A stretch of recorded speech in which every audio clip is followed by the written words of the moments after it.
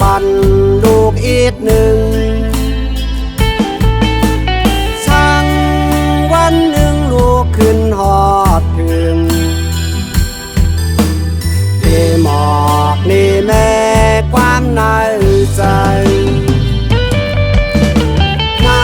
ำตาลูกหยดย้ำย้อยย้ำแก้มต่างสองลูกคือลืมน้ำนมมีกาคันถึงมุนแม่ลูกใจกลมกล่อมยำเทอ่ำหึงปอขึ้นจู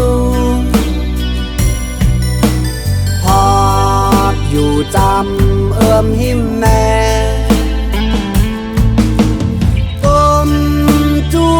ย้อนให้ควางปันอำเลือความแข็งต้องไว้เอา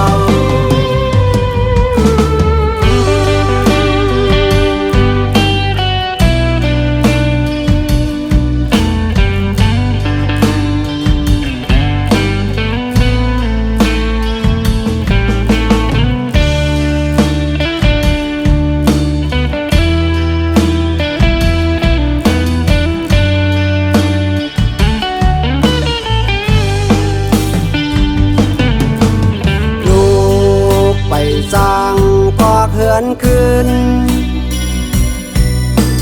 ควางปล่อยปันลูกอีกหนึ่งช่างวันหนึ่งลูกขึ้นหอดถึงที่หมอกนี่แม่ความในใจน้ำตาลูกหยดย้ำแก้มต่างสองลูกคือลืมน้ำนมมีกาคันถึงมุนแม่ลูกใจกลมกล่อมยำเทอ่ำหึงปอขึ้นจูพอดอยู่จำหิมแม่